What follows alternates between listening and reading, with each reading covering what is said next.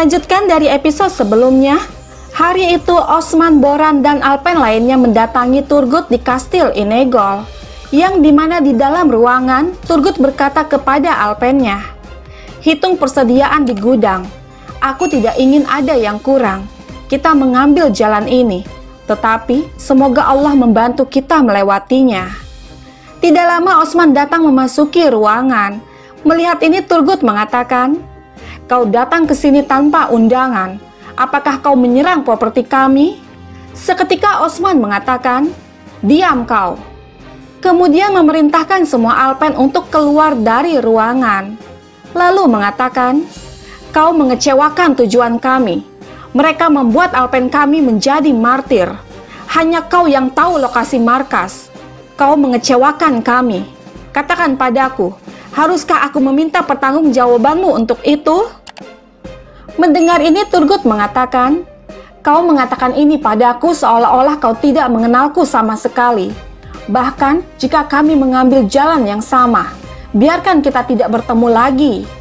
Lalu Osman mengatakan, "Jalan kami tidak akan sama dengan mereka yang menjadi abdi sultan." Mendengar ini Turgut mengatakan, "Kamu tidak tahu apa yang kamu bicarakan. Apakah kau menyalahkanku dengan pengkhianatan? Kau sudah gila." Seketika Osman mengatakan, "Aku belum gila. Aku tahu kamu tidak cukup menyedihkan untuk memberitahu mereka di mana markas berada, tapi kamu cukup menyedihkan untuk kembali. Mereka berani menyerang kami karena kamu tidak ada di sana. Aku percaya padamu. Kamu adalah gunungku, tapi kamu bahkan bukan bukit. Kamu sangat menyakitiku." Lalu Turgut bertanya, "Bagaimana dengan apa yang kamu lakukan padaku? Aku bukan pisau tumpul, Osman Bey. Jika kau mengasahku sebanyak itu, aku akan memotong sesuatu, tentu saja." Dan Osman mengatakan, "Aku memanggilmu saudaraku, tapi kau marah padaku karena harta. Seperti itu. Biarkan itu jadi pelajaran buatku." Lalu Turgut bertanya, "Apakah kamu tahu apa yang kamu lakukan? Kau mengganti yang kau tetapkan dengan yang kau temukan di jalan. Apakah kau tahu berapa banyak orang yang hilang dariku saat aku mengikutimu? Berapa banyak luka yang aku miliki di dadaku? Berapa banyak orang berharga yang hilang dariku?" Dan Osman menjawab, "Beberapa dari mereka yang aku tinggalkan masih hidup." Namun Turgut mengatakan, "Istriku meninggal saat hamil, Osman Bey." Dan Osman mengatakan, "Aku kehilangan kakak laki-lakiku, adik laki-lakiku. Apakah kami kehilangan mereka sehingga kamu bisa mengecewakan kami untuk sebuah benteng? Jika kita dapat menyimpulkan tujuan kita, maka kita akan kehilangan semuanya dengan sia-sia." Mendengar ini Turgut mengatakan, "Kau masih mengatakan benteng? Benteng apa? Tidakkah kamu lihat? Aku adalah pemilik Inegol. Masalahnya adalah sesuatu yang lain." Sahabat, kita beralih sejenak ke hutan, tempat di mana Aktemur ditawan.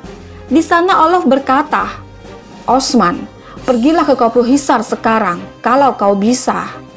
Lalu Frek mengatakan, "Osman, dia pasti menjadi gila karena gerakan ini, Olof. Kita mematahkan kaki Osman." Dan Olof mengatakan, "Segera, aku akan mematahkan lehernya juga." Kemudian Frek mengatakan, "Apa yang diinginkan Ismihan Sultan telah terjadi. Aku menganggap sekarang dia bahagia." Lalu Frodi bertanya, "Bagaimana dengan kita? Apakah kita juga akan mendapatkan apa yang kita inginkan?" Dan Olof menjawab, "Marmaracik milik kita sekarang." Namun Frek mengatakan, "Saudaraku Frodi benar. Bagaimana jika Ismihan Sultan tidak memberikan kita Marmaracik?" Tidak lama seorang utusan datang dengan membawa sebuah pesan bahwa Ismihan Sultan ingin bertemu. Sahabat, kita kembali lagi ke Inegol. Osman bertanya, "Sesuatu yang lain? Hah? Sesuatu yang lain? Masalahnya adalah sesuatu yang lain? Kamu ingin lebih? Apakah yang kamu miliki tidak cukup? Keinginan akan harta memenuhi hatimu. Lihat dirimu sendiri. Lihat kesombonganmu." Lalu Turgut mengatakan, "Kau melakukan ini padaku. Apakah kamu tidak senang dengan Turgut yang kamu buat? Apakah kamu lupa betapa tidak adilnya kamu? Seketika Osman mengatakan, tentu saja, aku akan memberikan kastil itu kepada Oktem. Tentu saja, mereka hanyalah boneka. Jika aku tidak memberi mereka properti, mereka akan meninggalkan kita. Mereka akan pergi. Tapi kamu adalah pendukungku. Aku pikir kamu berbeda, tetapi aku tidak pernah berpikir kamu akan beralih sisi untuk properti. Namun Turgut mengatakan, aku belum dan tidak akan mengubah sisi untuk properti. Lalu Osman berkata, buat keputusan akhirmu, di sisi mana kau memilih? Namun Turgut mengatakan, aku tidak menurutimu, sekarang tinggalkan kastilku Osman Bey. Kemudian Osman mengatakan, Inegol? Inegol bukan milikmu lagi. Mendengar ini Turgut mengatakan, kamu tidak bisa melakukan ini tanpa menumpahkan darah. Seketika Osman mengatakan, aku adalah orang yang selalu berjuang. Aku selalu memimpin mereka. Aku menahan berbagai trik. Tetapi mereka yang berada di belakangku selalu jatuh pada tipuan ini. Aku selalu berjuang. Sekarang kamu juga akan berjuang melawanku. Aku memberimu 2 hari. Dan saat Osman hendak pergi, seketika Turgut mengatakan, kami akan memberikan hidup kami, tetapi jika kau tidak menginginkan tanah air kami akan melakukannya sekarang, Osman Bey. Lalu Osman mengatakan, maka aku akan mengambil keduanya. Kemudian dia pun pergi meninggalkan kastil. Sementara itu, Aisyah dan Hatun lainnya terus mencari keberadaan Aktemur. Kemudian dia menemukan sepasang anting milik Alcicek pemberian dari Aktemur. Melihat itu membuat Aisyah sangat khawatir dengan terus-menerus bertanya di mana Aktemur. Kemudian Ulgen mengatakan, jika dia datang ke sini, aku bingung. Apakah kamu mengerti apa yang terjadi? Dan Aisyah menjawab, aku tidak tahu Ulgen, aku tidak tahu. Satu-satunya hal yang aku tahu adalah bahwa Alcicek menghancurkan anakku. Dia melakukannya. Tidak lama salah satu Alpen datang membawa seekor kuda yang ternyata itu adalah milik Aktemur. Melihat itu jelas membuat Aisyah semakin khawatir. Kemudian memerintahkan semua Alpennya untuk terus mencari. Sahabat kita beralih sejenak ke Yenisehir. Terlihat Alcicek yang tengah bekerja di kedai tiba-tiba jarinya terluka. Melihat ini Bengge Hatun bertanya, ada apa? Apakah kau memikirkan Aktemur lagi? Seketika Alcicek menjawab, tidak, aku tidak akan memikirkan pria yang meninggalkanku, ibu. Aku sedang memikirkan apa yang akan aku lakukan. Mendengar ini Bengge Hatun mengatakan, bagus, dengarkan aku. Anak itu tidak cukup berani, cintanya bohong putriku. Dengarkan ibumu dan jangan khawatir tentang sisanya. Lalu Alcicek mengatakan, aku belajar pelajaranku ibu, aku akan mendengarkanmu. Kemudian Bengge Hatun mengatakan, kalau begitu, ayo segera langsungkan pernikahan. Tidak lama Oktembe datang, kemudian Bengge Hatun pun menghampirinya seraya bertanya, apakah kau akan menghadiri dewan? Dan Oktembe menjawab, ya, aku akan pergi ke dewan, tetapi aku tidak tahu bagaimana aku akan melihat wajah Osman Bey. Lalu Bengge Hatun mengatakan, kamu tidak melakukan sesuatu yang salah. 1000 orang ingin menikahi seorang gadis, tetapi hanya 1 yang mau. Itu bukan sesuatu yang tersinggung. Mendengar ini Oktembe mengatakan, ya, kau benar Hatun, tapi menolak Osman Bey itu salah. Seketika Bengge Hatun mengatakan, apa yang seharusnya kita lakukan?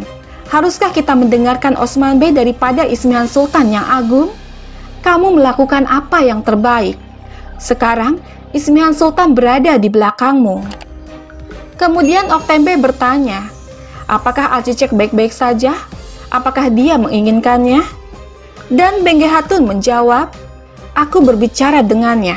Dia setuju untuk menikah dengan Bayindir Bey. Kemudian Oktembe pun pergi untuk memasuki mansion. Mendengar semua itu membuat Alcicek hanya terdiam menahan kesedihan. Sementara itu, di Sogut, Bayindir memasukkan Olof secara diam-diam melalui karavan yang berisi barang-barang miliknya untuk menemui Ismihan Sultan. Kembali lagi ke Yenisehir, saat semua bey sudah berkumpul, Cerkutay meminta mereka untuk menunggu atas perintah Osman. Jelas, hal itu membuat mereka semua bertanya-tanya.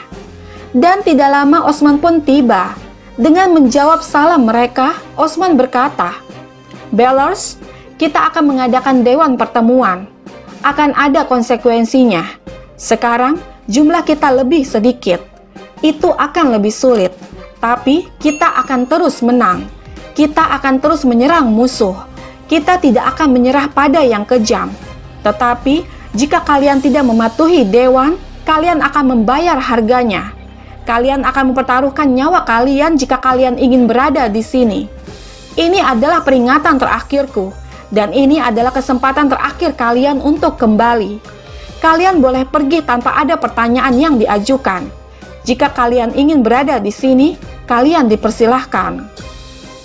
Kemudian mereka pun memasuki mansion, terkecuali mereka yang takut dan memilih untuk pergi. Beberapa saat kemudian, dewan pun dimulai dengan Osman berkata, "Dengan 99 nama Allah yang meminta kita bertanggung jawab atas penaklukan, bukan kemenangan. Aku memulai dewan. Bismillahirrahmanirrahim. Kalian pasti sudah mendengar apa yang terjadi di markas kami. Tetapi, itu tidak seperti yang seharusnya kalian dengar. Apa yang seharusnya kalian dengar adalah berita kemenangan." Lalu Oktembe mengatakan, "Beim, kau merahasiakan penaklukanmu. Siapa yang menghancurkan markas?" Dengan melihat ke beberapa kursi kosong, Osman menjawab, "Aku akan memenggal kepalanya saat aku mengetahuinya." Namun Oktembe bertanya lagi, "Siapa yang menyerang?" Dan Osman menjawab, "Itu adalah Olof. Tidak ada serangan atau pengkhianatan yang cukup kuat untuk menghentikan kami. Itu sebabnya aku memanggil kalian. Semua yang terbakar akan disediakan lagi." Kemudian Uras Bey mengatakan, "Kami siap melakukan apapun, Beim.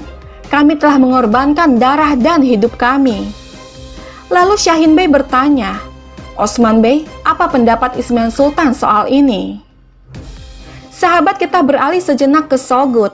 Di hadapan Ismihan, Olof berkata, "Kau bilang kau akan memberikanku tanah, Sultanku."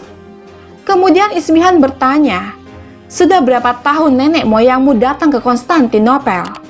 2 abad? 3 abad? Hah? Apa yang membuatmu berpikir kau dapat dengan mudah mengambil tanah dariku yang tidak diberikan Roma kepadamu meskipun sudah lama mengabdi?" Mendengar ini Olof mengatakan, "Bukan itu masalahnya. Aku melakukan apa yang kamu katakan. Sekarang giliranmu, Sultan. Berikan benteng Marmaracik yang kamu janjikan padaku. Sekarang." Namun seketika mereka mengepung Olof dengan senjata. Kemudian Bayindir bertanya, "Olof, apakah kau mempunyai keinginan untuk mati?"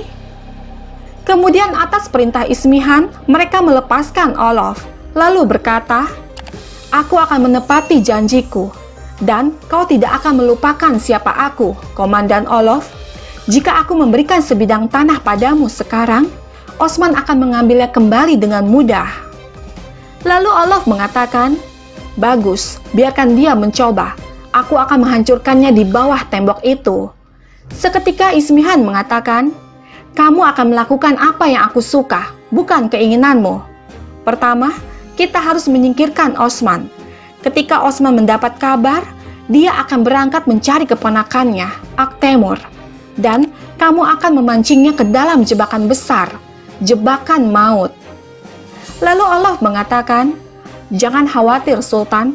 Aku sudah mempersiapkan langkahku." Tidak lama Archie datang memasuki ruangan, mengabarkan bahwa Turgut Bey datang ingin bertemu. Mendengar ini membuat Olof dan Bayindir merasa cemas. Sahabat kita kembali lagi ke Osman. Menjawab pertanyaan Syahin Bey, Osman berkata, "Siapapun yang penasaran dengan pendapat Ismihan Sultan harus mengikutinya sekarang. Kenapa kamu datang melalui pintu itu, Syahin Bey?" Dan Syahin menjawab, Aku hanya bertanya untuk memahami situasi yang kami hadapi. Jika kau curiga, kau dapat memenggal kepala kami, Osman Bey." Kemudian Osman mengatakan, "Evalah," atau hal yang dibahas dalam dewan akan ditinggalkan di dewan. Penaklukan Kopro Hisar terungkap. Mereka merusak semua persiapan kami. Tapi sekarang saatnya untuk penaklukan. Mereka tidak akan berpikir bahwa kita akan bersiap-siap dalam waktu singkat. Mereka tidak akan bisa membayangkan bahwa kita akan menyerang Kopro Hisar meskipun mereka mengetahuinya. Alpen, kalian akan menebang pohon dalam gelap. Kalian akan terus membangun ketapel di bawah cahaya obor. Alpen lainnya akan segera bersiap. Pandai besi akan terus membuat pedang tanpa mengedipkan mata. Dan kalian akan membawa peralatan perang. Mereka memotong janggut kita, dan kita akan memotong kepala mereka. Pertemuan selesai. Bersiap-siaplah sesegera mungkin. Pedang yang akan kalian bawa akan menjadi kunci penaklukan. Kemudian mereka semua pergi membubarkan diri. Tidak lama Bala, Malhun, dan Aisyah datang memasuki ruangan mengabarkan tentang hilangnya Aktemur. Aisyah berkata, "Dia pergi untuk menculik Alcicek, tapi dia tidak kembali. Aku pergi ke tempat di mana dia memberitahuku. Kudanya ada, tapi dia tidak ada. Osman Bey, anakku menghilang." Mendengar ini Osman bertanya, "Apa yang kau bicarakan, Aisyah Hatun? Kenapa kamu melakukan ini tanpa bertanya padaku?" "Boran, kirim Cerkutai dan orang-orang kita ke tempat yang diketahui Aisyah Hatun. Mereka akan mulai mencarinya. Beritahu Alpen kita untuk bersiap-siap. Kita akan menuju ke tempat yang berbeda." Kemudian Boran dan Besungur pun pergi untuk menjalankan perintah. Sahabat, bergabunglah terus bersama kami untuk mengetahui kisah selanjutnya.